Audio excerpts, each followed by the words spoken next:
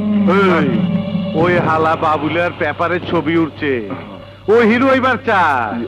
Rahman, sir. ওর ছবি দেখে আমার গা জ্বলতাছে, আমার রক্ত টকবক করতাছে। পরে না মারা পর্যন্ত আমার রক্ত ঠান্ডা হইব না। বড় ভাই, পুরা ঢাকা শহর তন্ন তন্ন করে খোঁজা হইছে, কোথাও পাওয়া যায় নাই। শেষে ইনফরমার বলছে ডাল পিন্টু ডেনে বাবুল্লা লুকায় আছে। পুরা ডাইল পট্টি রের দিয়া পরে দইরাই না থানা হাজতে রাখ। আমি আইয়া কলে টিপটা দিব। Hands up! আপনি আবার আইছেন গেলা? আপনার আড্ডায় বাবুলকে লুকিয়ে রাখার জন্য আপনাকে গ্রেফতার করতে এসেছি। সকাল থেকে পুলিশ গুলোকেই তো চোর পালান্তি খেলতাছি, কেউ ধরার পারে নাই। আপনি ধরবেন? ধরেন ধরেন সব, ধরেন। বাবুলকে বের করে দিন। কই আমার পকেটে?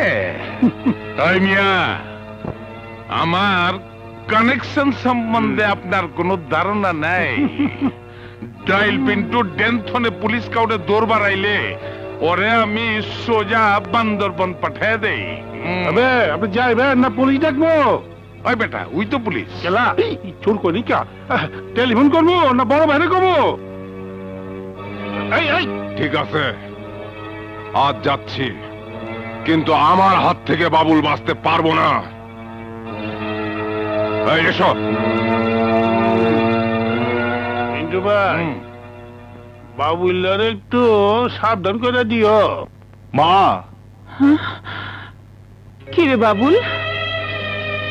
হ্যাঁ, মা, সন্তানেরা মায়ের ঋণ কোনোদিন শোধ করতে পারে না, কিন্তু যেদিন তুমি এই বালাজোড়া খুলে দিয়েছ সেই দিন থেকে পাহাড় সমান ঋণের বোঝা মাথায় নিয়ে ঘুরছি।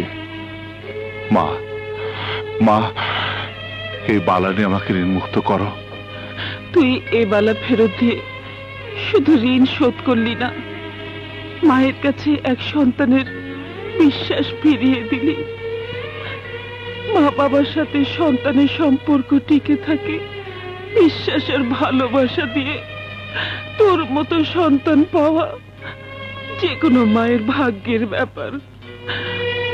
তোকে পেটে ধরে আমি গর্বিত বাবা, কিন্তু কিন্তু তুই এ পথ থেকে ফিরে আয় বাবা।